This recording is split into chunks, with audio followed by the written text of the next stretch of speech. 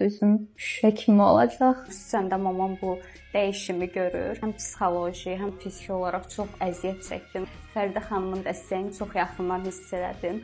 Üzümün sağalması üçün də yanımda olub, dəstək olduğu üçün də, motivasiya verdiyi üçün ona sonsuz təşəkkürümü bildirirəm.